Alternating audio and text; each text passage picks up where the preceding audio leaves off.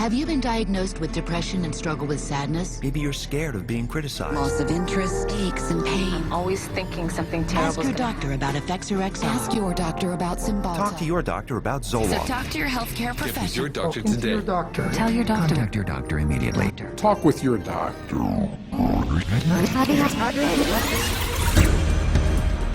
Over 40 years ago, leading psychiatrists met in Puerto Rico to map out their vision of the future.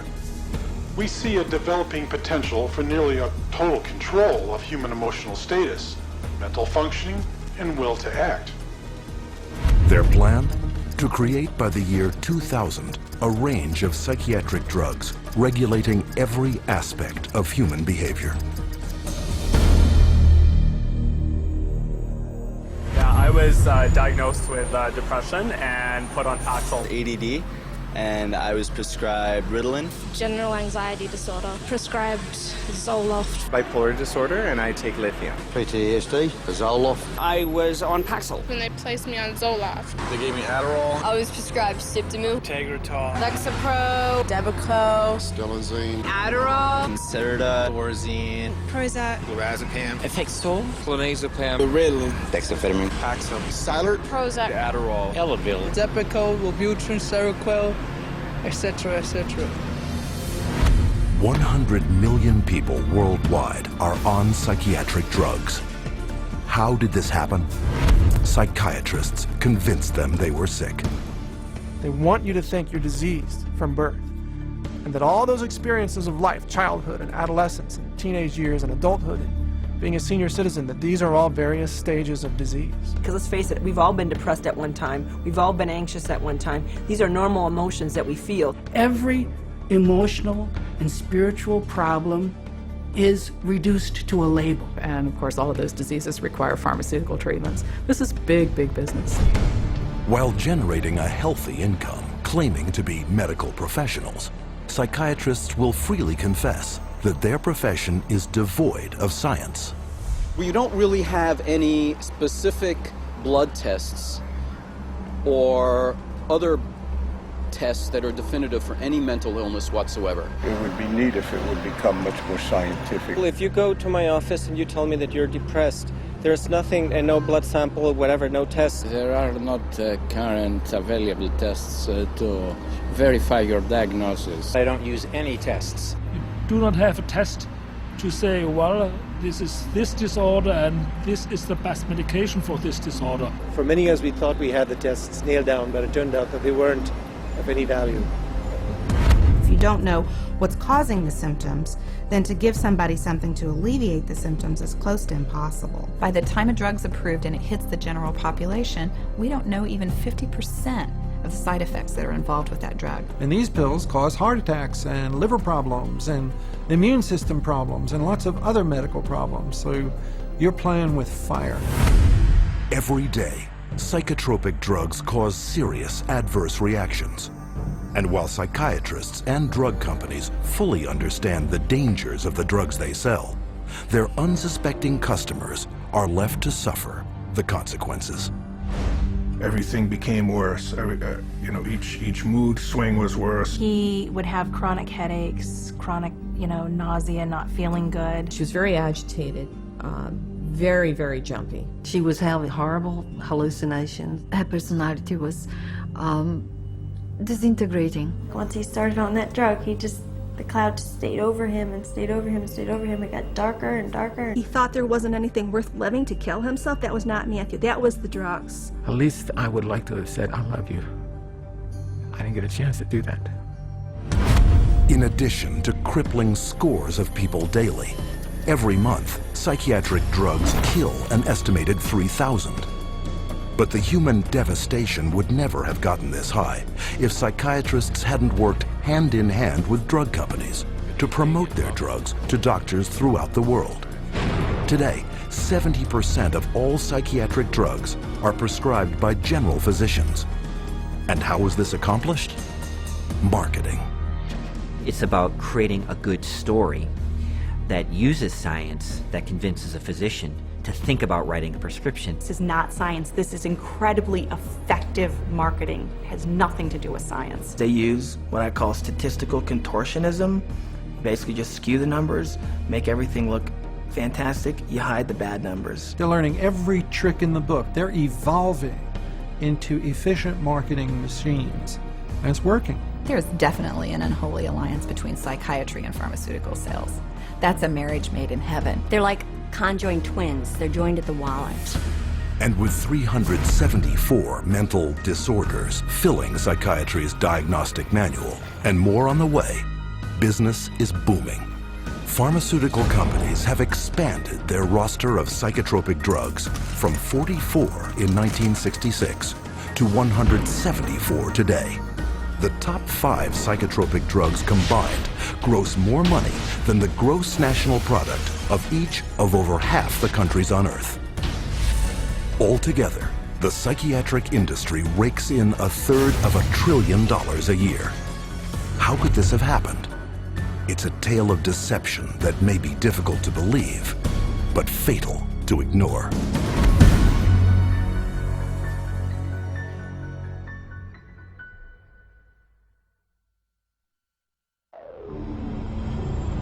We took him to a psychiatrist, and within a matter of minutes, yeah, she's ADHD, and here's your drug. Went on the Medicaid, and 5 minutes later, he was on Zyprexa. He saw the psychiatrist and prescribed the medicine for 20 minutes. The guy didn't even look at her. He talked to her a little bit. Now, how can you tell if somebody's ADHD or not ADHD from just a few minutes talking to her? Next thing I know, I'm getting handed a handful of Xanax. That's how easy it is to get these drugs. Just so easy. It's just passed to me like candy. That's simple.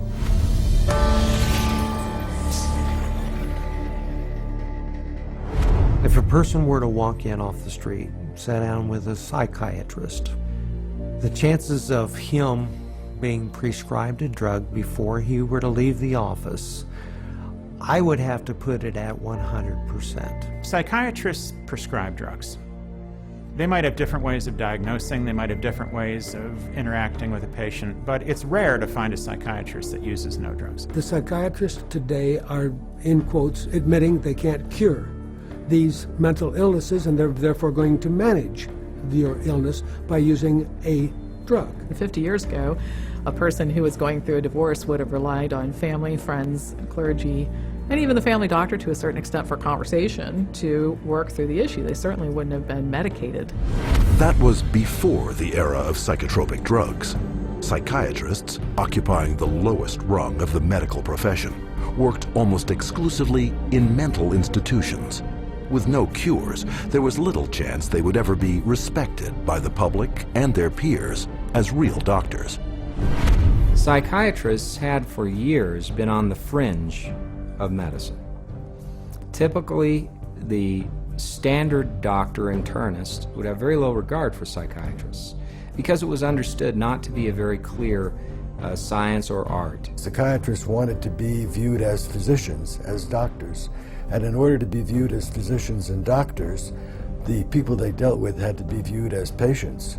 And if doctors dealt with diseases, then their patients had to be diseased. Psychiatrists had a wonderful opportunity, they felt, to become respected in the eyes of their peers.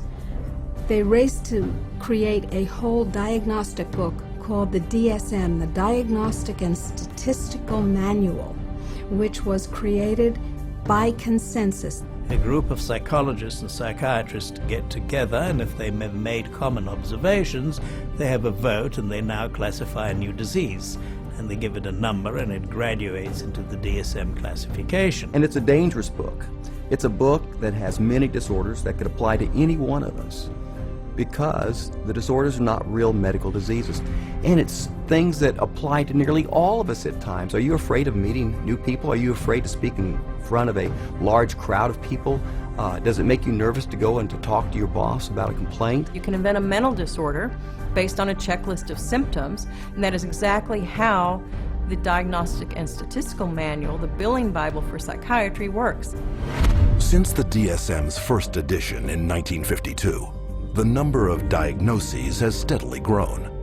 From a slender 130-page booklet listing 106 so-called mental disorders, the DSM has bloated to a voluminous 886 pages. It is only through the use of this book that psychiatrists can diagnose, drug, and bill for services. In fact, the psychiatric industry currently uses the DSM to collect over $72 billion in private and government insurance money. The DSM is used to diagnose and then give a label, and the label is used for billing purposes. That's how they get paid. You have to have a term in the Diagnostic and Statistical Manual in order to then call it a disease and treat it as a disease and write a prescription for it. And so because they can vote it in, they can create, and then the drug industry can just take over and market their drugs for those new disorders. And those drugs were welcomed by psychiatry leaders because it made us real doctors. Of course, first the public had to believe that there was something wrong with them, and that that thing wrong was biochemical, and that that could then be treated by a drug which was supposed to cure all. And so it was relatively easy, I think, to say, well, look, let's start looking at mental illness as fundamentally a matter of chemical imbalance in the brain. Chemical imbalance is a term that's used as a marketing ploy, as opposed to anything that there's scientific evidence to support. Nobody has yet measured, demonstrated, or created a test to show that somebody has a chemical imbalance in their brain. Period. How do you market a drug that restores the chemical balance or corrects a chemical imbalance? How can you do that in good conscience if you don't even know what one is? The whole myth of the chemical imbalance was created to sell drugs. And while psychiatrists and drug companies have used this myth to make billions moving vast quantities of psychotropic drugs into the bodies of unsuspecting consumers, the public has paid the ultimate price.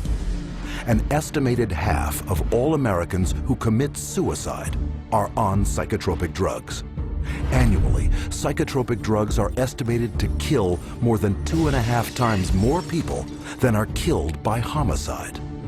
And who is entrusted with protecting the public against these dangerous psychotropic drugs? In the United States, it is the Food and Drug Administration, FDA, whose psychiatric drug advisory panels are dominated by psychiatrists who shuttle between the drug industry, academia, private practice, and government, the so-called revolving door. The revolving door at FDA is one of the primary reasons why the system that we have works so poorly. That revolving door is a direct result of the fact that a group of people with the same mindset are put into positions of being regulators and in the position of being formulators and sellers and marketers. The panels that are formed by the FDA to evaluate these drugs, the psychiatrists who are on those panels, almost all of them have conflicts of interest where they have directly or indirectly received funding from the very industry and the very parties within the industry whose drugs they are evaluating. So there's this tight little relationship between psychiatry, pharmaceutical industry, and FDA where they each mutually support each other, and yet the mental health of the population does not improve. Take, for example, the FDA drug evaluation panel that approved the antidepressant Paxil. Every psychiatrist on that panel has financial ties to the pharmaceutical industry. And these conflicts of interest have been rampant enough to prompt congressional investigation. When I check these advisory committees who make recommendations to the FDA, and they're always approved after the advisory committee, I found that there were conflicts of interest. I found that many of the people on the advisory committees had never filed a proper report on stocks and bonds that they owned that might be viewed as a conflict of interest, and they're by law supposed to do that. And this network of financial conflict of interest between psychiatry, the drug industry, and the FDA became even more entrenched in 1992, after passage of the Prescription Drug User Fee Act, also known as PDUFA. Through this bill, the FDA would be paid a fee of $100,000 per drug to ensure that psychotropic medications would be rushed through the approval process and into the hands of prescribers faster than ever. Congress told the FDA, your job is no longer to make sure drugs are squeaky clean safe before they get out on the market. Your job now is to hurry up and get new drugs on the market faster. It acted to set the priorities of the FDA so that if there was a fee paid for a particular drug approval, it could be put on the fast track and rushed to market with less than the usual scrutiny that the FDA would give it. And this fast track has traded safety for sales. Since the passage of PDUFA, time spent on drug evaluation plunged from almost 2 years in 1992 to only 6 months 4 years later. Meanwhile, the number of new drugs released to the public doubled. Though fast-tracking is disastrous for public safety, it reaps huge profits for psychiatry and the drug industry. Because the sooner a drug is approved, the sooner it makes money. And the money is big. Every day, the average psychotropic drug grosses over $7.7 million. One drug, Zyprexa, rakes in almost $12 million daily. And even though FDA now charges over $1 million per new drug application, the pharmaceutical fast track shows no signs of slowing. If you look at the relationship between the FDA, the pharmaceutical industry, and the psychiatrists, there's some kind of game that they're playing there. And what is the game? Well, you could say it's money, definitely money. And when you follow the money, you realize that there is no money in health. There's big money in disease. That's why all you hear about is managing disease or treating disease. You don't really talk about curing disease. And so psychiatrists have become mainstream doctors in America. And that is because of the pharmaceutical industry. They can thank the pharmaceutical industry because they become mainstream and because they have a lot more money than they used to. And the drug industry can thank them because now they have thousands of soldiers in their army distributing these drugs to everybody. From the smallest infant to the oldest senior citizen, no one is immune from any of the hundreds of fictitious disorders invented by psychiatrists that fuel a multi-billion-dollar psychotropic drug industry. And every day, psychiatrists are casting their nets ever wider. And all it takes? Another psychiatric label.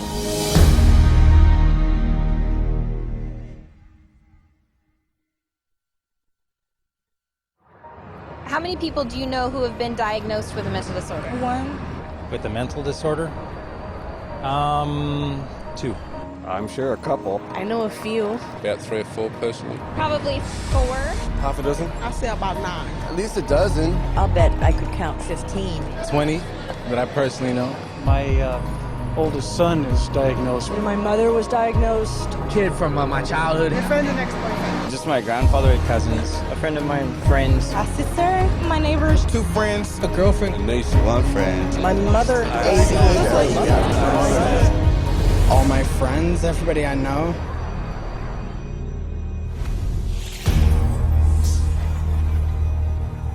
An apparent flood of mental illness is all around us. Where is this coming from? Psychiatrists, whose diagnostic and statistical manual can label anyone walking the earth today as mentally ill. Psychiatrists, I believe, they look at every human being and they divide humans into 2 classes, clients and potential clients. We see this no more prevalent in any field than in the field of the mental disorders, where one disease after another is invented and then popularized and the public is made to worry about it. It's a disease mongering. It's the selling of sickness. You know, sometimes it's a drug in search of a market, and it's giving public awareness to minor conditions with the ultimate goal is to sell more medications. It's not caring for people. When you run out of symptoms, you don't have any more clientele to market to. So you have to invent disease. And with psychiatric medications, you can invent diseases all day long. Look at human variation. Everyday things like shyness, sadness, or even situational depressions like grieving, postpartum depression. They all become studied, and prescriptions start to get written for these drugs. Before these drugs were introduced in the market, people who had these conditions would not have been given any drug at all. And so it is the branding of a disease, and it is the branding of a drug for the treatment of a disease that did not exist before the industry made the disease. Case in point, shyness, a common life situation, voted by psychiatrists into their diagnostic and statistical manual under the name social anxiety disorder. You know, people are nervous. Well, they come up with, say, social anxiety disorder. SAD, they'll call it SAD. And the connotation is that everybody ought to be happy, and that here's a drug that can make you happy. So that a common occurrence, which is every now and again everybody's sad, we ought to be treating with a drug. Well, then they'll get this PR firm to drum up business for this. They'll put out all these studies that find, you know, there's so many people afflicted with this SAD, you know, and they'll start putting it in magazines, they'll start putting it on TV, they'll start a patient advocacy group that say, you know, that we're all affected by this, and then they'll come out with Paxil works for this. So they go to the FDA and they said, well, we ran this study and this works for this new invented disorder. And that is SAD, social anxiety disorder. And millions of people suffer from it. And it's purely fictional. It's a normal human emotion that everybody experiences at certain times or another, but they make it into a disease. Paxil, once it got approved by the FDA as the first antidepressant to be used for social anxiety, it took off huge. And it just moved from number 3 in the market amongst its peer drugs to number 1 in the market. Social anxiety disorder is just one of many made-up psychiatric disorders fueling the boom in psychotropic drug prescription. Psychiatrists work to promote what the latest disease is going to be. These days, bipolar is getting that same type of promotion. Everybody's being educated about their bipolar illness, when in fact, we know having emotional ups and downs is distinctly human. Now bipolar is thrown around like water. You've got bipolar, I have bipolar. If I'm up today, I'm manic. If I go home tonight and I'm depressed because I'm tired, that shows I have bipolar disease. It's a lot of hokum. Have you ever worried with seeing all the increased media on it that you might have a mental disorder? Yes. And which one is that? I would say bipolar. You know, they talk about bipolar a lot. Bipolar. I've known a lot of bipolar. 2 friends from both of them were like diagnosed with bipolar. My neighbor, she was bipolar. I was diagnosed with bipolar. My mother had bipolar. He was actually bipolar. Schizophrenic bipolar. Bipolar and obsessive compulsive. Bipolar and ADHD. Bipolar disorder. Bipolar, yeah. Bipolar situation. Bipolar. Bipolar. Bipolar. Bipolar. Bipolar. There are 3 personality disorders, and then the most recent is bipolar. And that's just been in the past year. Spearheading the popularizing of bipolar disorder, especially in children, is psychiatrist Dr. Joseph Biederman, a paid speaker, advisor, and researcher for 25 different drug companies.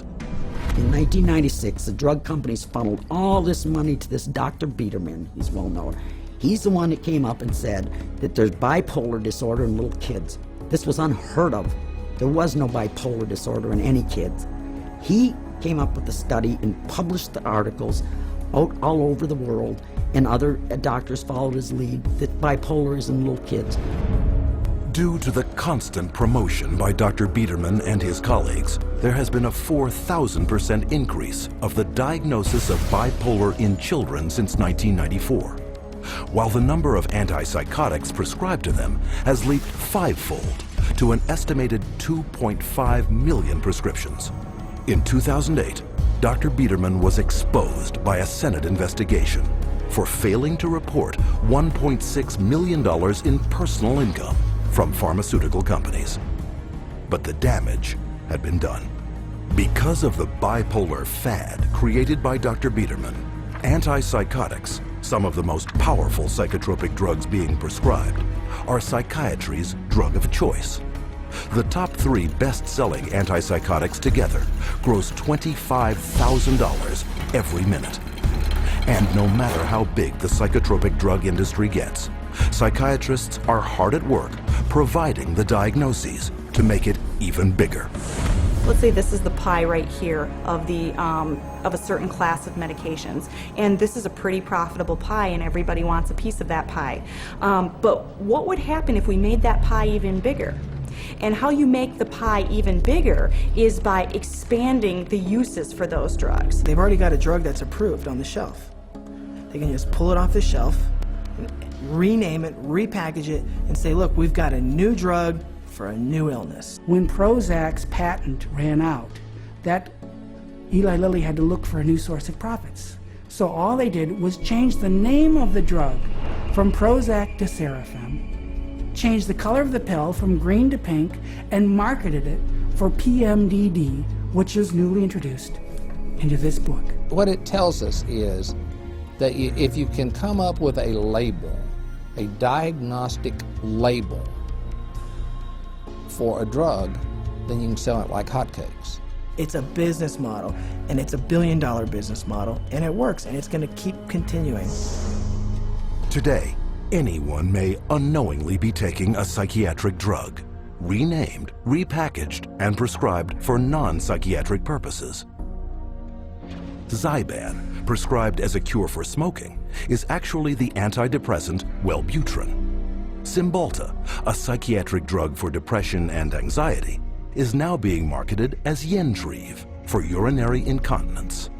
Psychiatric researchers are testing psychotropic drugs on such wildly varying conditions as obesity, alcoholism, gambling, hot flashes, herpes, nausea, itching, shivering, and excessive hair pulling. It is a pill for every ill, and practically no one is being told how dangerous psychiatric drugs are. As a chemist, I'm making these drugs. They're proving deadly in our labs, and they're proving deadly in other labs. Dangerous, ineffective, causing the exact same thing they're supposed to treat. How are they selling them? For anyone who's given a label of a psychotic illness, drugs seem to be the automatic choice of treatments as night follows day. That's all psychiatry does. It's dominated by psychopharmacologists who do nothing but manage symptoms by dispensing pills. That's it. And they don't work. But the fact that they don't work works to the advantage of the drug companies and the psychiatrists, which means that you're not cured, which means that you're a patient for life, you're a customer, you're a client for life. And the worse your health gets, the more drugs you need. It's a great deal for them. We should all be up in arms about the way we're being treated by psychiatry today. This is a very dangerous industry that has gone so far overboard in inventing fictitious diseases and drugging our children and our population that I consider it to be engaged in crimes against humanity. With over $80 billion a year in psychiatric drug money at stake, it is impossible to escape the saturation of psychiatric disease-mongering in today's society. But behind the marketing lurks a secret psychiatry's customers would be shocked to learn. How are these drugs tested? And are they safe?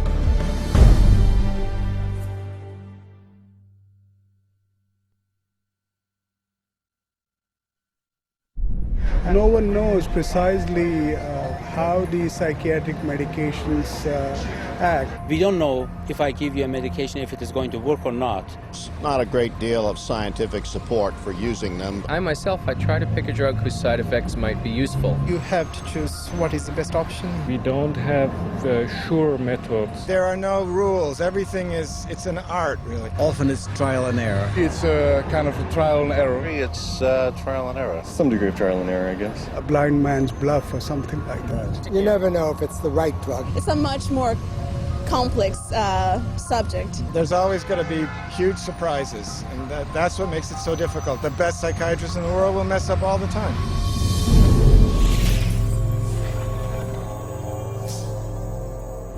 The American public is being treated as a mass medical experiment.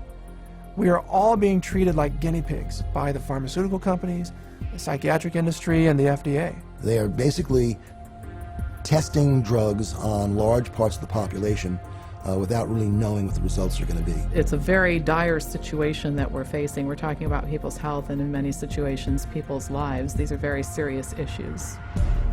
As dangerous chemical compounds, psychotropic drugs are tightly regulated by governments throughout the world. And for any new psychotropic drug to be approved for use, it must undergo tests intended to protect the public.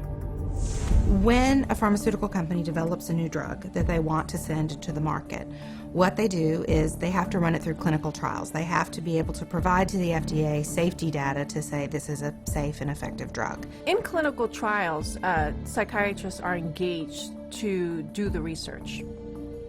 And we could bank on the fact that these psychiatrists are tied to the pharmaceutical companies. And a psychiatrist puts their name on there, they're seen as an expert. You're talking mental drugs, who writes them? It's psychiatrists. So that's how it works. It's a terrible system. The desperate thing about it is that it's all dressed up in the name of science. It's not science at all, it's pure marketing. But they get away with it because it's called science. There's really no test, no X-ray, there's no chemistry that shows you have this condition. It's really just the opinion of someone who is probably taking money from pharmaceutical companies to prescribe drugs to people. Where's the biochemistry? Where's the research? Where's the substantiation? And the answer is it vaporizes like mist in the morning. It's not there. But the lack of scientific testing doesn't stop psychiatrists from carrying out clinical trials on dangerous drugs. Clinical trials are supposed to consist of 4 phases of precise scientific drug testing, the first 3 of which must be submitted to governments for regulatory approval. In phase 1, the drug is checked for toxicity. In phase 2, tests are done to see how the drug reacts in the human body. If it clears this hurdle, then a phase 3 trial is carried out. But with no lab tests verifying or measuring any mental disorder, and with big money at stake, psychiatric drug research is highly subjective and rife with manipulation. There are many, many, many places where you can tweak the study just a little bit with the study design or with the way you gather the data or the way the data are reported. And there's so many different ways you could bias a study. I've seen what they did to the data in these trials. There's no question that they manipulated the data. For example, let's say they had 100 people to start with. 40% drop out. 30% have a positive response. 30% have no response. They then say that they have a 50% response rate, when in fact, most of us would say it's a 30% response rate because only 30 out of the original 100 really responded. And so you can see that that's a little bit of a manipulation of the research data. When they design drug studies, they're only looking at the one thing they want to see. And they don't report all the other things that are happening. Case in point, the antidepressant Cymbalta. Lilly, I believe, in February of 2004, did a clinical trial study. The people in this clinical trial did not have symptoms of depression. And in that clinical trial, there were 11 attempted suicides and 4 suicides completed. One of which was Tracy Johnson, 19-year-old college girl. She did not have any symptoms of depression, and yet this drug pushed her to commit suicide by hanging herself.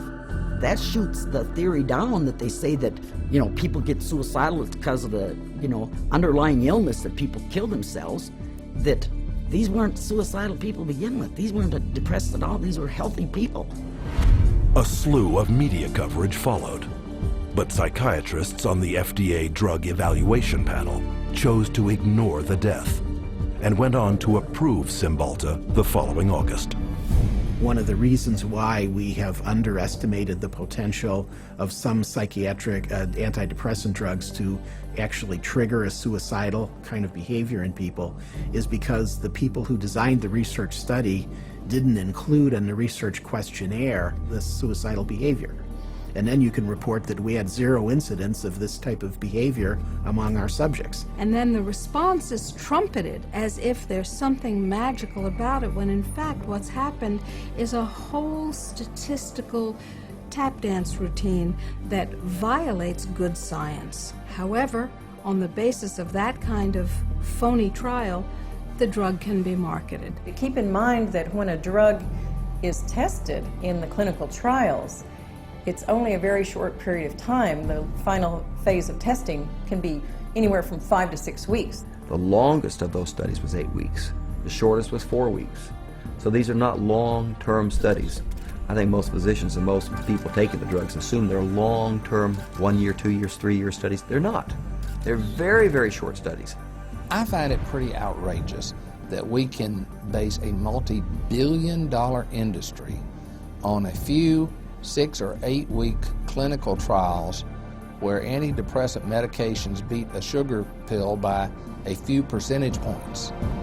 It is on the basis of biased research such as this that psychotropics with potentially fatal side effects are routinely approved by FDA panels for a lifetime of use.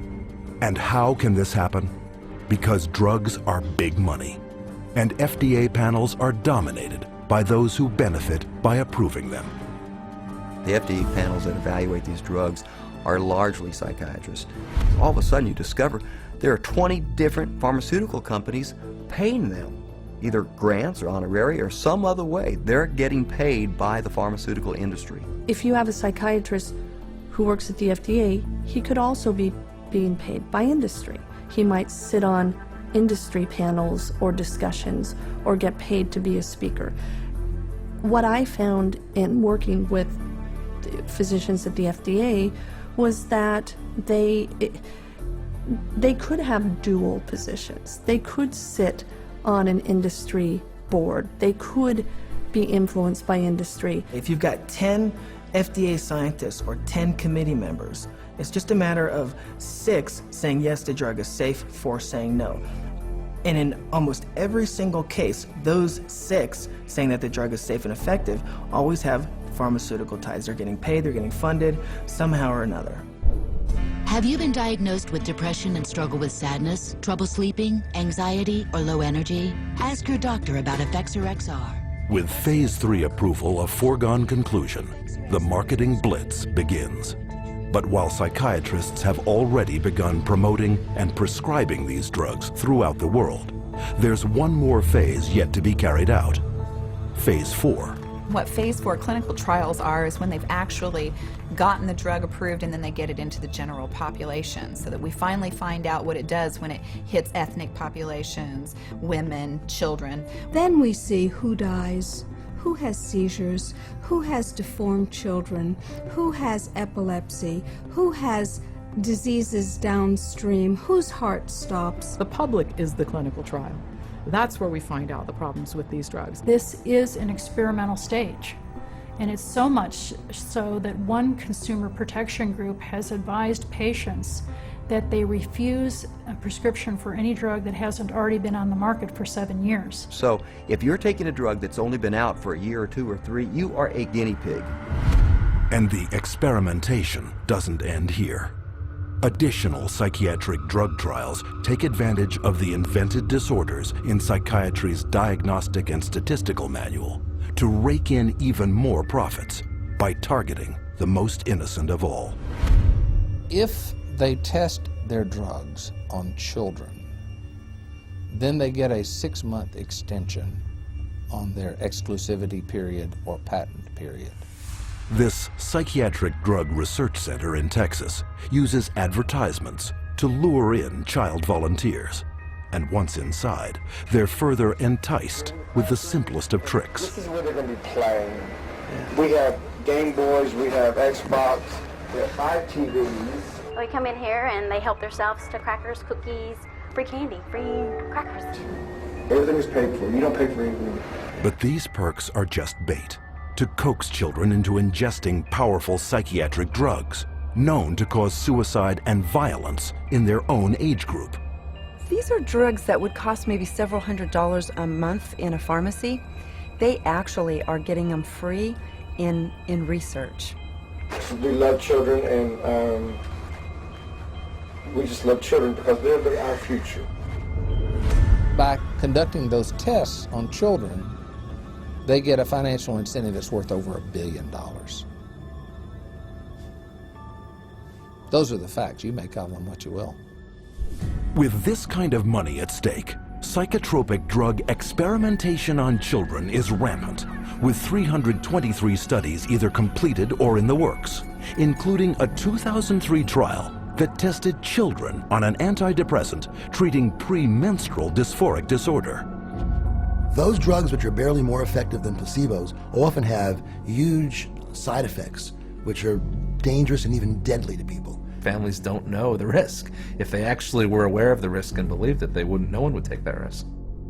The psychiatrist would never, she didn't say one word to me about what was going to be the effects of the drugs. No side effects listed, no, well, let's sit down, we have to talk about this. At that point in time, he said, well, this doesn't have that type of reaction on any children, you know, that it's very safe. If he had told me then what I know now about it, I never would have taken it. She said, oh, Beth must have been on Paxil. That's the only way she would kill herself. And I said, well, what is this? How do people know this? I didn't know anybody would know something like that. And we went on the internet, and all of a sudden you find out this it's not uncommon. But it's not uncommon for people to become psychotic on these drugs. We're entitled to know the truth before we give a mind-altering drug to our children, our wife, our mother, our father, ourselves. We don't really know what they're doing. That's what scares me. It's all made up theory. There are no facts about what these drugs really do. And if someone said, well, we don't know what this is going to do to you, good or bad, would you take that medication? Now that is not the practice of medicine. That's the practice of marketing. And this practice of marketing is taking lives. And the poor patient doesn't even know it. But in the testing and marketing of psychotropic drugs, money trumps safety. The top 10 most prescribed psychotropic drugs gross over $26.5 billion annually, more than double the amount of new money put into circulation every year by the United States Mint. But to make this kind of money, psychiatrists first have to convince the most crucial market segment of all, those with the power of prescription.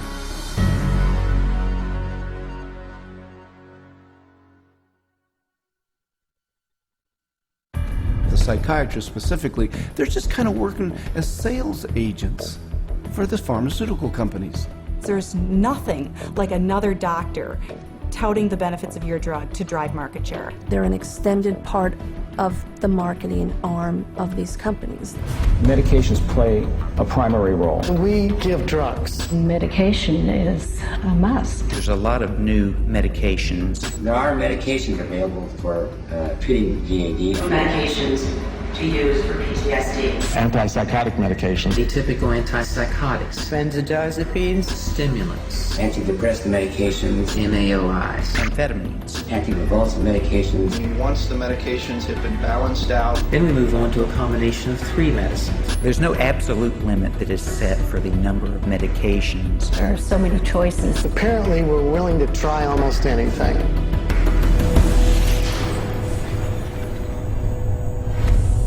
Psychiatric drugs can't be sold without a prescription, so pharmaceutical companies hire psychiatrists to promote psychiatric drugs to their fellow prescribers. The money trail starts at the world's most prestigious medical schools, in the offices of highly influential university-based or academic psychiatrists. With their seal of approval, pharmaceutical companies make billions on psychotropic drugs. There are a lot of academic psychiatrists especially who have ties to 10 or 15 or 20 different pharmaceutical companies, and so they're making a very large amount of money. Whether they're professors or whether they work at big, medical institutions, those drug companies will make sure that they've got them on the payroll somehow. They'll have this person feed this information to their other peers, but it's all being motivated through monies being funded by pharmaceutical companies. About 40% of the early stage marketing dollars for pharmaceutical companies go straight to these thought leaders, psychiatrists. These financial arrangements with so-called key opinion leaders are very lucrative. A top academic psychiatrist can personally rake in over $500,000 per year from pharmaceutical companies. These people are still considered the stars of their medical centers because they bring in all this great money from the pharmaceutical companies, and that helps keep the coffers of the medical center full. Universities receive a lot of money from the pharmaceutical industry.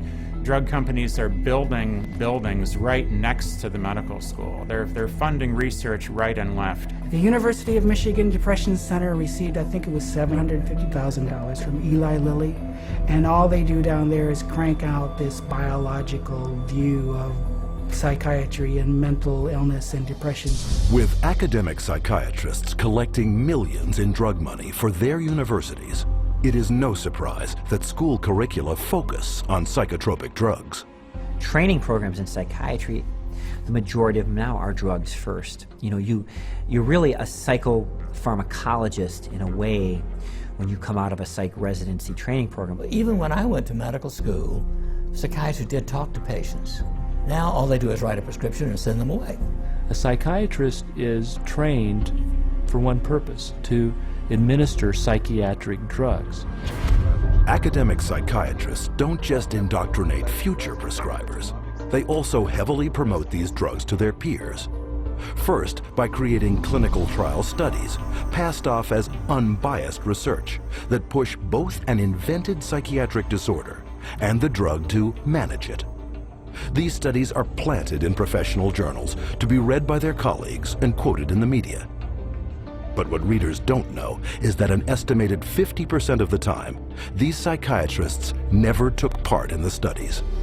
One of the most unethical practices we're aware of is ghostwriting of journal articles, where somebody at the pharmaceutical company will write the paper and the academic physician will put his name on it and get it published in a major journal when he maybe changed 3 or 4 words in the whole article, and the article was basically written as a marketing tool by the drug company, and yet this academic puts his name on it as if he's the author. He has had no part in the study, and also he probably hasn't even read the study results, but he is prepared to receive $10,000, $20,000 to put his name at the front of the research, which gives it added authority.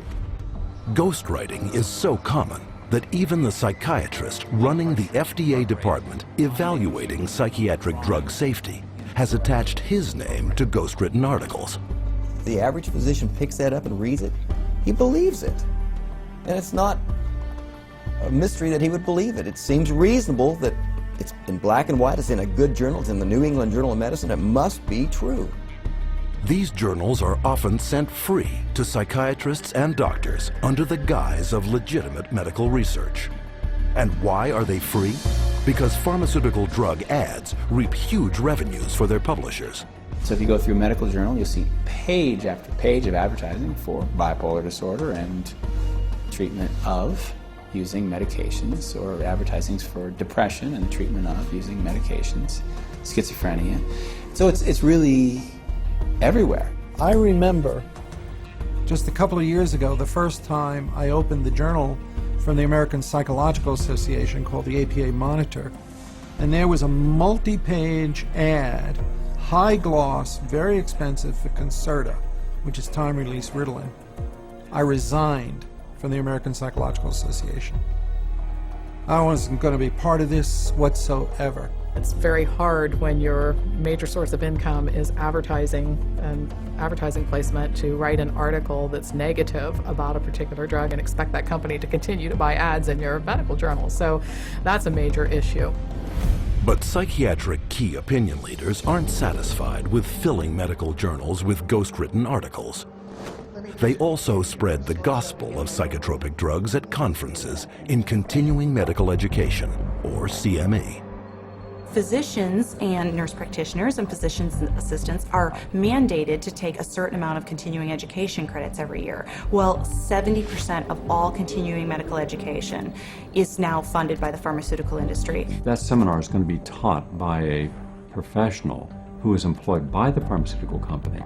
The very nature of where someone is giving you your support means you are biased to that person's side. Many physicians and many psychiatrists who attend medical conferences don't know that when they go to that conference meeting that's about antidepressants, antipsychotics, and it's generally an academic psychiatrist who's speaking, they don't realize that person's probably making about $10,000 for that 1 hour speech. But you don't have to be an academic psychiatrist to get a piece of the pie. Psychiatrists who heavily prescribe psychotropic drugs are generously rewarded by pharmaceutical sales representatives for drumming up local business. Psychiatrists, especially high prescribers, are targeted and gifted extensively by the industry. Now that gifting is where you need to get specific. That was not unusual during our marketing conversations to say, well, what's our top drug writer?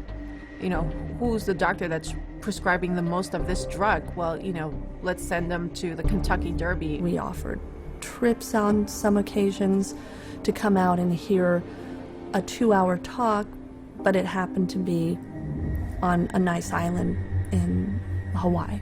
There were a lot of things that we did day in and day out to try to get the doctors to write our drugs, or in my case, to write for the psychiatric drugs. We did a lot of lunches and dinners, and we brought in speakers, and those speakers were obviously paid by us, and we would wave, renowned studies at them from renowned journals. But of course, we would never say that these studies were paid for by our company, and that it was written by a ghostwriter who was paid by our company, or that our company tends to do a ton of advertising within that particular medical journal. We would never say that.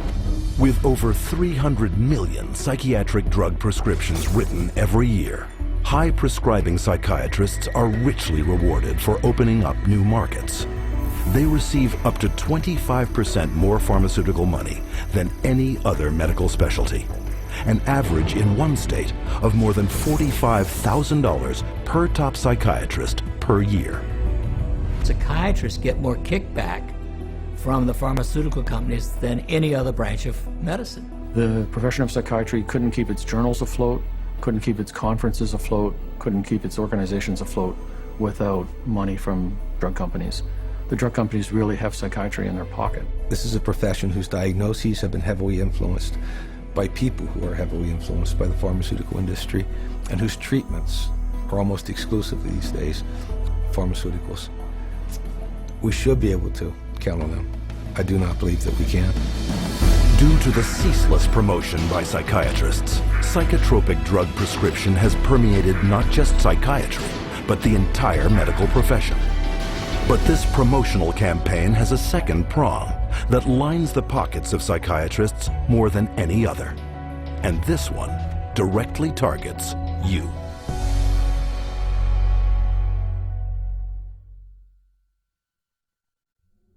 Abilify helps control symptoms of bipolar mania. Ask your doctor about Effexor XR. Paxil, the most prescribed medication of its kind. Prozac Weekly is here. Zoloft, a prescription. Seraphin. PMDD.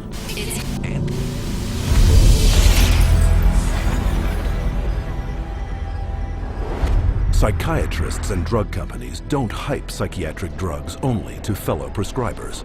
They also pitch them straight to the end user, you, counting on you to walk into their offices and demand a prescription.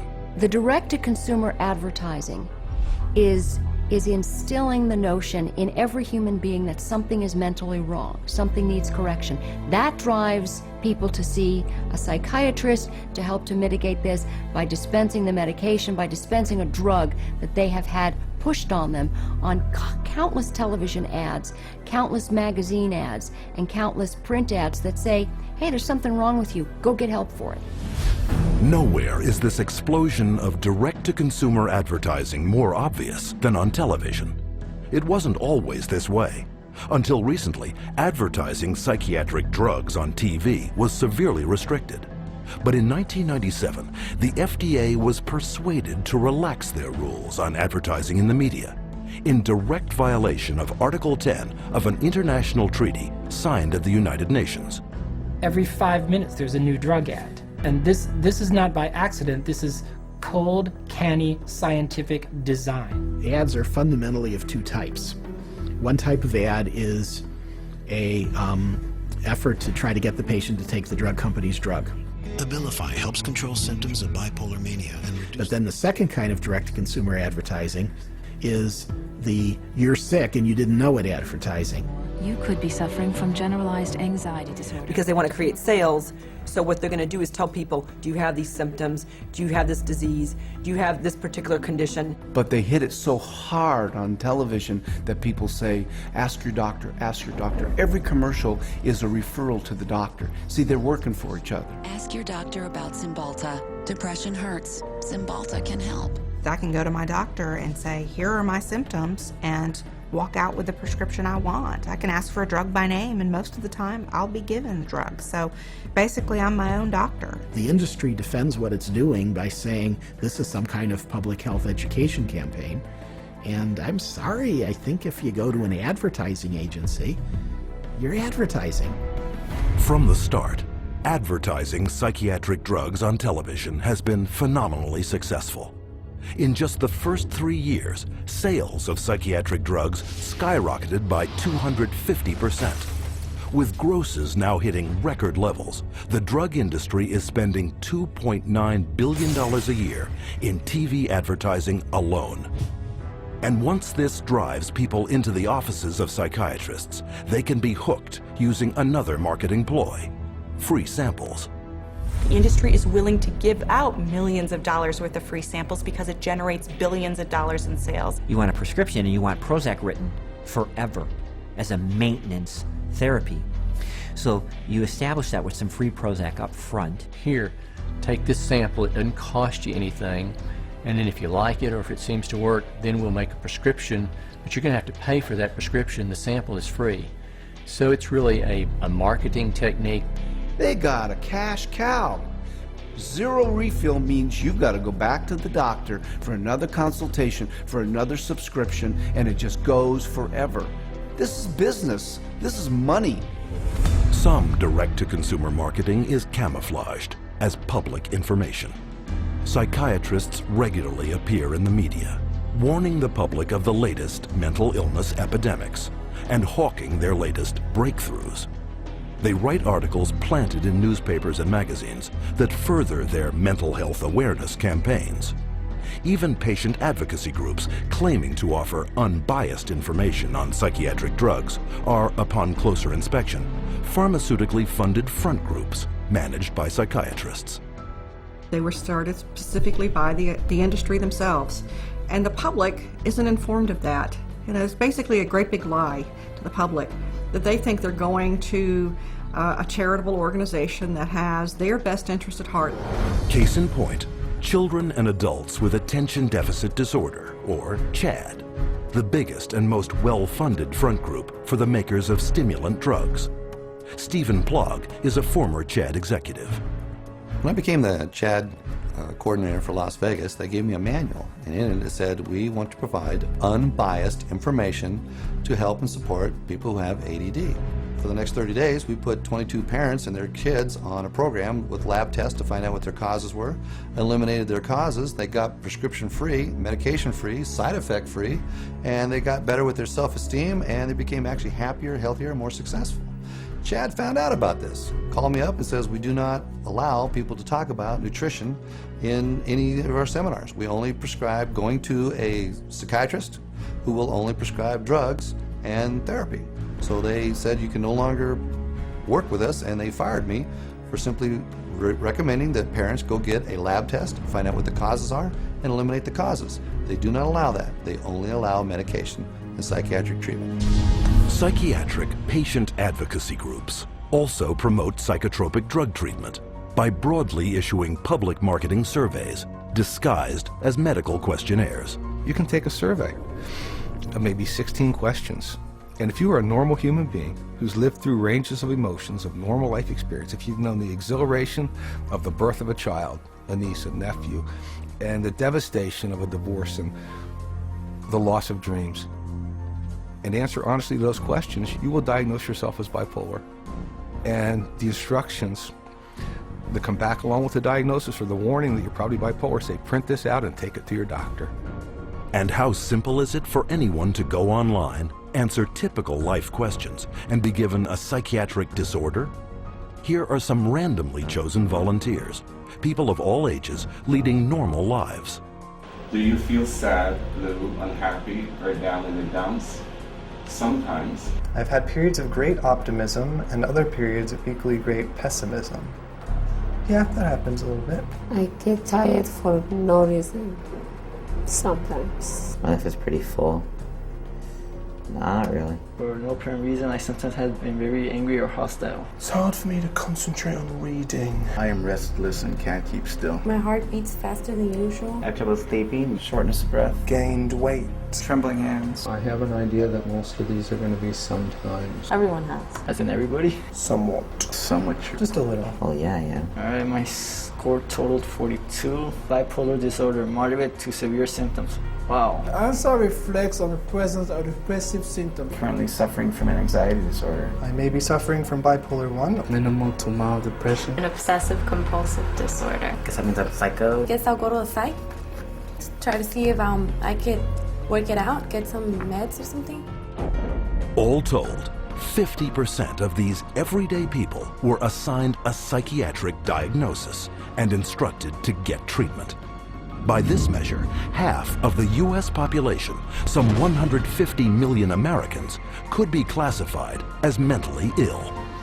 Now you have a direct line of consumers just walking in with a little pre-survey that says that they potentially can have bipolar, ADHD, stress, anxiety, any of those categories, and they just need to take this assessment tool and say, okay, that basically that is what you have, and here's your drug. And psychiatrists are now clamoring to make such assessment tools mandatory. Take Teen Screen. Under the guise of a suicide prevention program, mental health tests are administered in the schools to diagnose and drug children. Children such as Chelsea Rhodes, who left for school one morning an average teenager and returned home with a psychiatric diagnosis. The Rhodes family in Indiana, their young girl went to school one day, and all of a sudden they told her they were taking her into her room, and they move her into her room and give her the 10-minute teen screen test. And shortly after taking the test, she's pulled aside in the hallway and she's told she has two problems, basically, two mental problems. One, obsessive compulsive disorder, and social anxiety disorder. Her parents were stunned, dumbfounded. They didn't know that Teen Screen was going to screen their child. They had not been asked permission. People at school had told her that she was mentally ill with these two conditions based off of a computer test that took her 10 minutes to answer. One of the questions was worded if Chelsea went out a lot. She answered no. We'd ask her why she answered that way. She said, because Mom, you and Dad don't allow us to go out on school nights. I have to be home to do my homework and take care of our household chores. The other question was, do you ever feel nervous or anxious when you're in front of a group of your friends or peers? Chelsea answered yes. She explained to us that because when she has to stand up in front of a group of people and give a book report in one of her classes, she's very nervous. You know, I'm 43 years old and I'm nervous in front of every one of you today, but that doesn't make me mentally ill. I absolutely believe that the survey for Teen Screen was intentionally structured to flag as many children as possible as having a possible mental health problem. And who created Teen Screen and wrote its survey? Dr. David Schaffer, a psychiatrist with extensive ties to the pharmaceutical industry. Schaffer's questionnaire is anything but scientific. In a study he himself conducted, Schaffer admitted that 84% of all students were falsely flagged as suicidal. But what was not admitted is how traumatic the consequences can be. Alea Gleason was only 11 years old when she took a screening test at her middle school in Texas. It was 7th grade, and they had all the girls go into the cafeteria because they said that a lot of girls have depression, so they was working on some depression screen. Next thing I know, there's those middle schools tell my husband now that CPS is there at the school taking Alea because she's suicidal. I'm like, suicide? I'm not trying to kill myself. I love myself. I've always loved myself. So I don't know if she was even at the school or they'd already taken her away. When they took Alea, my girls and I, we didn't sleep for about a good 3 days. For the first 3 days, because my house was empty without her. And they was making me sign papers talking about if you don't take these medicines, you can't see your parents. So they was telling me, you know, if you take your medicine, you can see your parents. My daughter was on 22 different types of medication that this one psychiatrist gave her. They drugged me up so bad that they said they had to drag me. And I used to wonder how I got to my room. When I saw for myself what they were giving her and how much and how often, I just thought, they're gonna kill this child. And the parents were helpless. Then after a while, that's when I was just like, I'm not about to take no more medicine until I call my parents. And then that's when they was like, okay, well, we're gonna give it to you anyways. They restrained me and shot me up. I was in 4 points. They laid me out on my stomach and my feet like this and tied me up. One day, they must have put her in about 12 restraints in one day. They said I was restrained about 70 or 80 times. After a couple of months, they was like, you know, your parents don't want to see you. They don't want to talk to you or anything. So I was really hurt. We tried everything. Nobody know. We didn't know what hospital. We didn't even know where they taking her. After 2 weeks, you're supposed to hear, or you're supposed to be able to see your child. They didn't give me that. I didn't see Alea till 6 months later. But I was a good child. I didn't deserve for that. And it messed up a lot of things. To this day, I still wish that I could just go back and be like, man, you know what, I'm not even gonna take the test. I would always tell every parent I see, and they was asking me, don't do the team screening, because it will mess up your family. Psychiatric screening programs such as these are fast on the rise.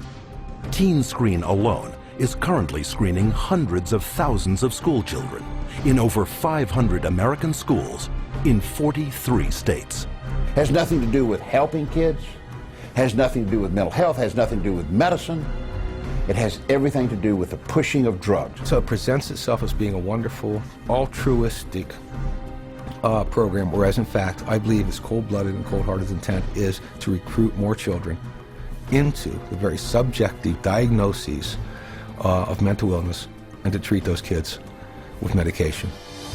But the psychiatric drug push doesn't end in the classroom.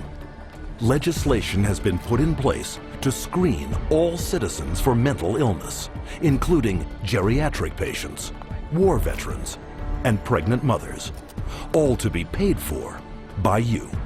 Psychiatrists benefit from both ends, from the pharmaceutical end for being paid to write the prescription, and then from the patient for being there to receive the prescription. It's an industry that cannot allow the human condition to go unmedicated, and I think this is where the problem begins. If everybody considers themselves to be sick in some way or more than one way, and that the only control, the only hope for their happiness is to be on pills for the rest of their lives, that's the goal.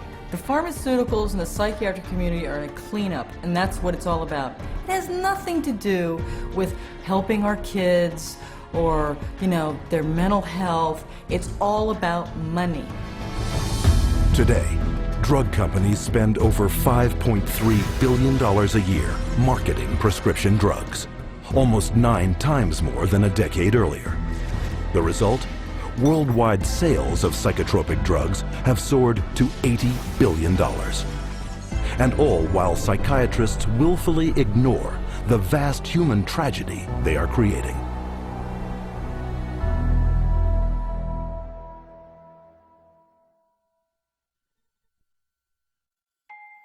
I'm 10 years old. I'm going to read, I think, the side effects of a drug called Daytriana. The drug Adderall. Luvox. Cymbalta. Gyudon. Lexapro. Namenda. I have a question. Where do I find the side effects? How do I read it if it's too small? Just a bunch of letters squished together. I can't read this. This is the side effects of the drug. Side effects. Stroke. Gastra. What the heck? Speech disorder. Eye disorders. Vision blurred. Dry mouth. Nervous. Tremor. Dizziness, delirium, and coma. Tardive dyskinesia. They experience worsening of their depression. Aggressive reaction. Paranoid reaction. Psychosis. Serious cardiovascular events. Other serious heart problems. Heart failure. What? Suicide. suicidal thoughts, suicidal thinking and behavior. Increases the risk of suicide. An increased risk of death, sudden death. These guys must be kidding. Wow. This is a guess. Seeing this on a warning label, does anybody have any clue what they're putting their kids into? This isn't good.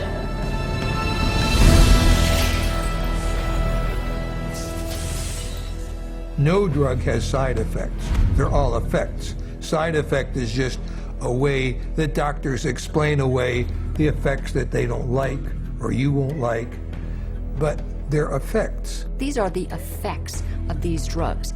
They're not just what might happen to you, they're what happen more often than not. We name them side effects because they're an unintended consequence. The antidepressant drugs not only don't make you happy, they have all kinds of negative effects on the system as a whole. These drugs are absorbed and distributed throughout your entire body, so they have side effects through all of your tissues and organs, including your liver and your kidneys and your nervous system. They destroy the brain, the neural net. They literally kill brain cells and cause all kinds of brain disorders. That's why we have they're not side effects, they're direct effects. But while psychiatrists continually downplay the multitude of severe health risks to the public, candidly, they had no problem admitting them to our cameras. I think I tell them the main side effects.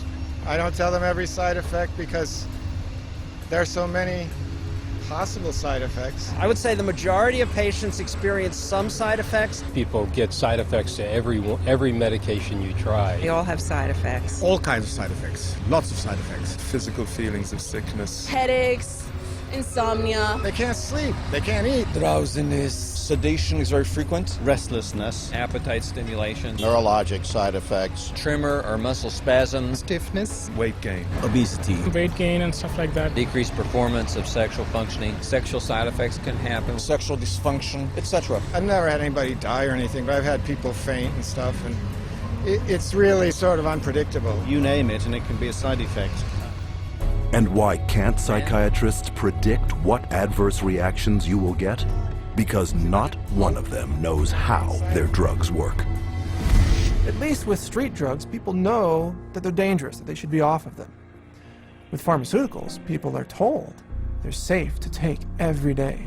But far from being safe, psychotropic drugs are increasingly being exposed as chemical toxins with the power to kill.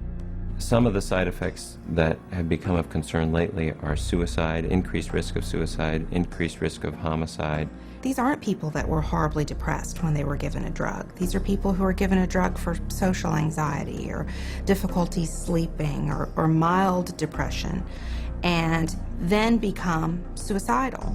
And so when they become suicidal and they kill themselves, what the doctor does is go back and say, oh, well, it's because they were depressed. The label itself, the disorder, is what is blamed for the side effects.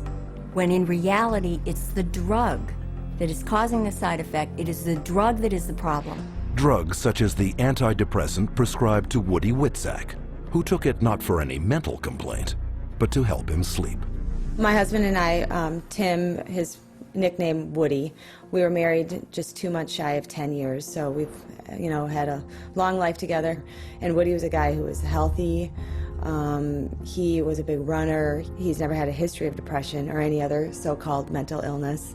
He was given Zoloft for insomnia. I find Woody one night completely sweat through his shirt in fetal position, kept going, Kim, you gotta help me, I don't know what's happening to me. It's like my head's outside my body looking in. Kim, help me, help me. We did breathing, listened to music,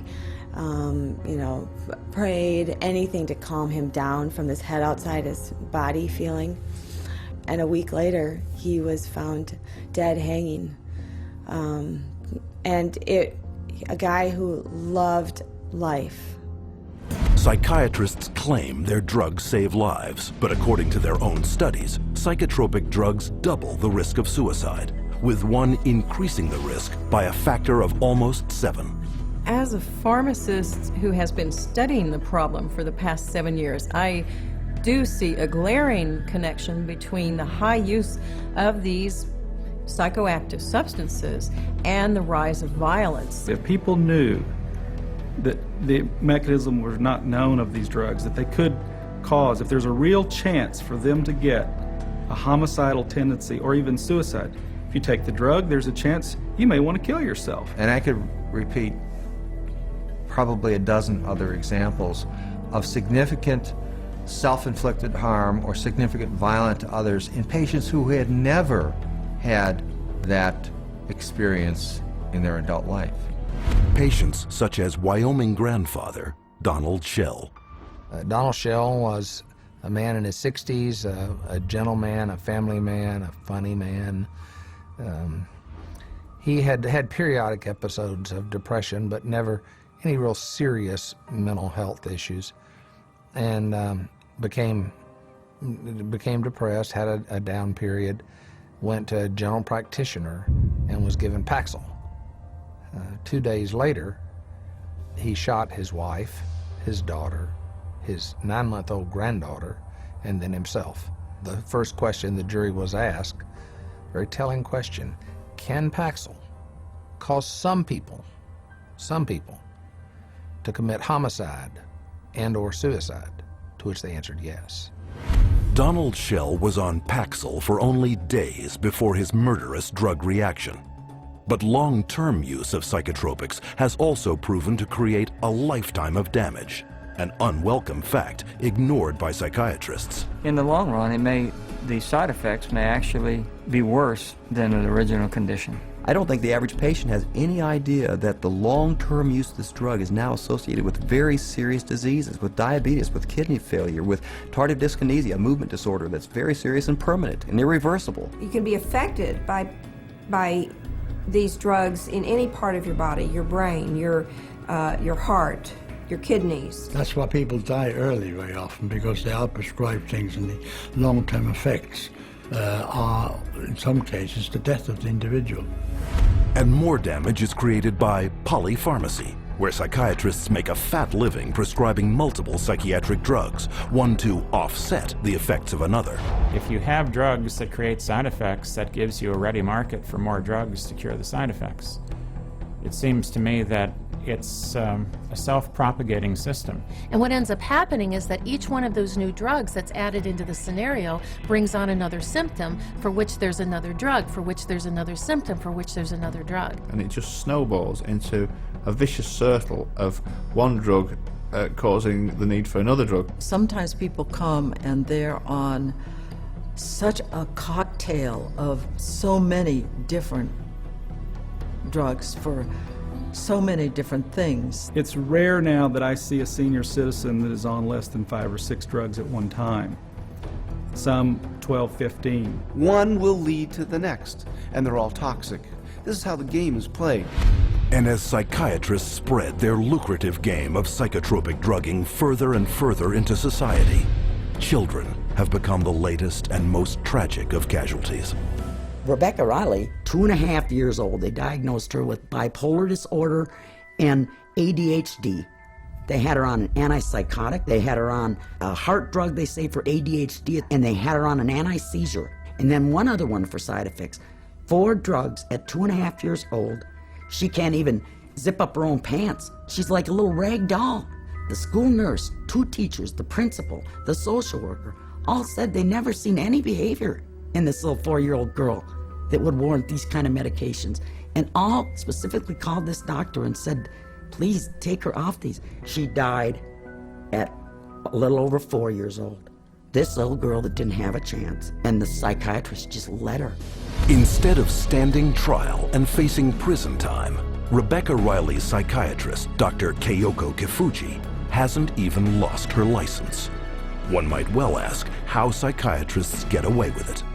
The answer lies in a legal concept known as standard of care.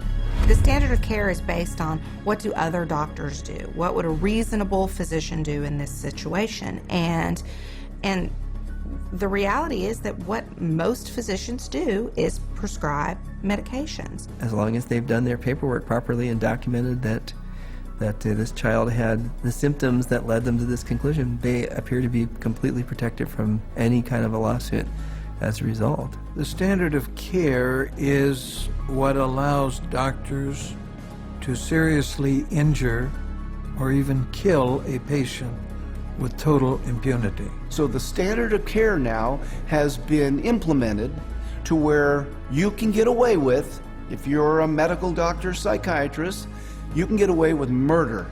And the death count keeps rising. Psychotropic drugs now kill an estimated 42,000 people every year. The cost to society is very real and very devastating. But the medicine they're practicing isn't real. It's a hoax. Profit always comes before patient safety, and they take a very short-sighted view. It's all about how can we make money today, not what price are we going to pay tomorrow. The trail of destruction that a psychiatrist leaves in his path is of no concern to that guy. It's all that money. And the money is big. Psychiatry is today over a $300 billion industry without a single cure. And as more and more breakthroughs are promised by psychiatrists, their running total of sick, injured, and dead victims continues to escalate. Unprotected, it is the public, you, who must fend for themselves.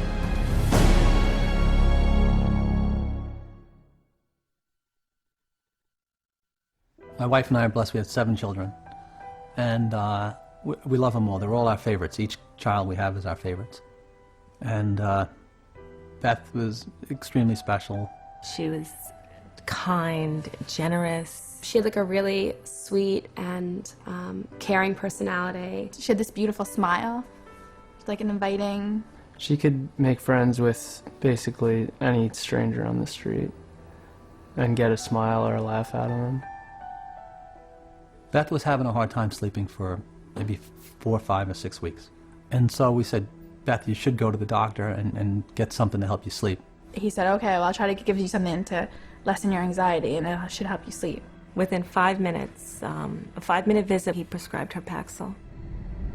When I first saw Beth right after she went on the Paxil, she was different. Like, I felt like she was drugged. And by the 2nd or 3rd day, she's like, I don't know, I just don't feel right. You know, I feel strange in my skin.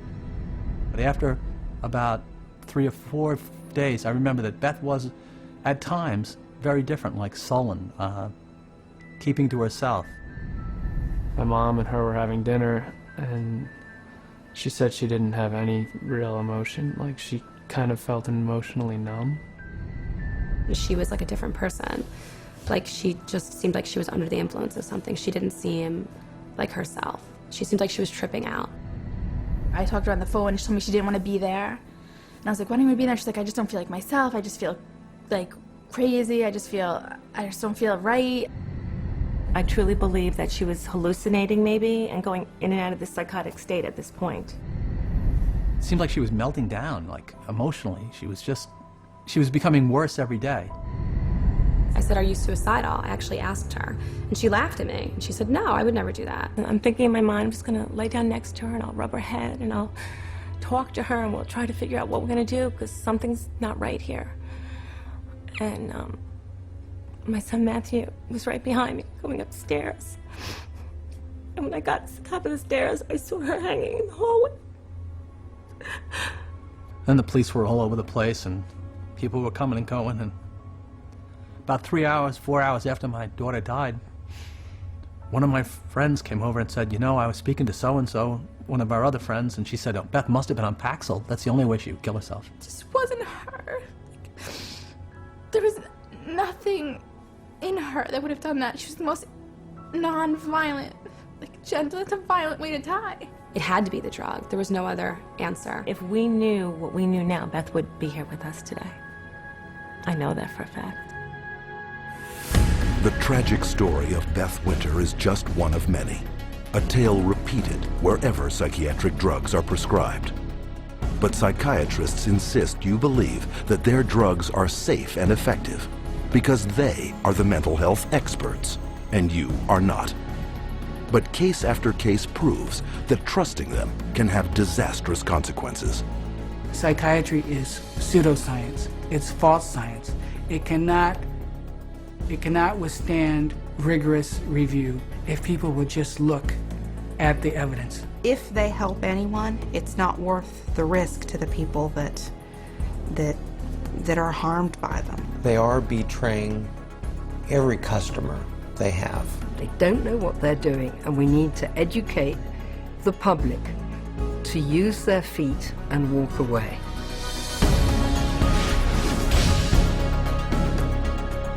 And how can the public become more educated? By exercising a central medical right, little known to the patient, but very familiar to psychiatrists. We want to be able to present the patient with alternatives. And one of the central ideas in ethics is informed consent. The components of informed consent are letting the person know, first of all, what the diagnosis is and what it's based on, so that they can say, this is why we need to treat you. And secondly, what the treatment is. Every patient in the healthcare system has a right to informed consent.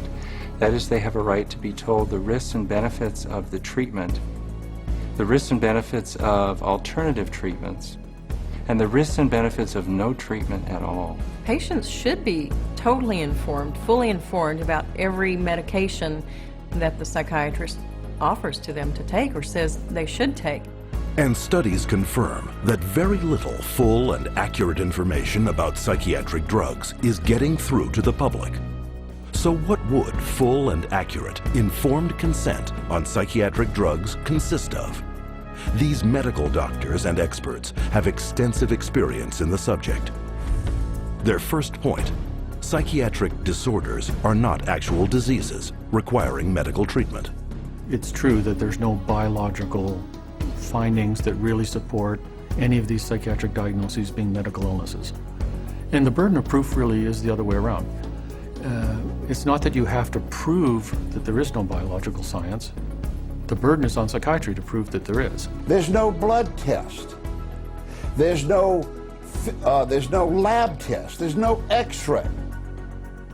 These are just clusters of behavior that a group of psychiatrists have voted that it's a disease. Can you imagine doctors having to have powwows to decide if a heart attack is a real disease or not? No, they don't have to decide that. They don't have to have a vote on that. They should be asking the doc, geez doc, where's the chemical test for that? Where is the objective test for this? And I guarantee you that they'll be told, we don't have a chemical test for that. There is no such thing as a chemical imbalance. And any psychiatrist that you talk to, if you ask him this question, they'll all admit it in private, but they won't admit it in public. It's a scandal. So this is all subjective. Nothing objective about psychiatry. 2. There is no scientific proof that psychotropic drugs resolve any mental problems.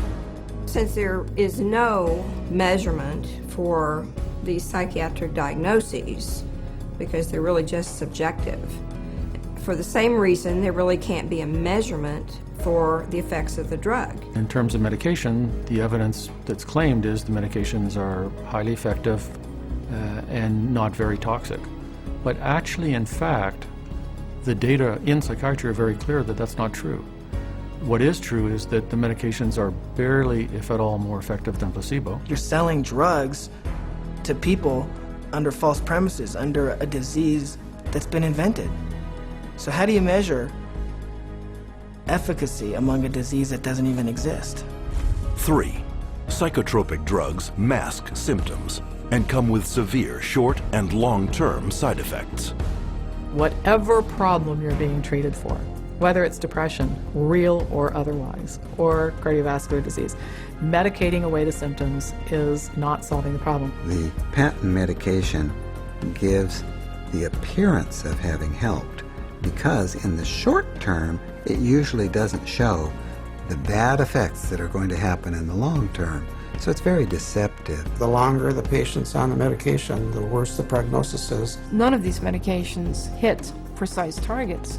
You begin accumulating all kinds of collateral damage. In other words, other organs in the body are actually harmed. So for the first time, we're seeing kids in grade school or middle school who have type 2 diabetes and who have the beginning stages of cardiovascular disease. So you see Parkinson's disease, you see tardive dyskinesias, you see other movement disorders. Is it true that we're now seeing a lot of deaths from psychiatric drugs? Absolutely yes. 4. Psychotropic drugs can cause dependency and addiction.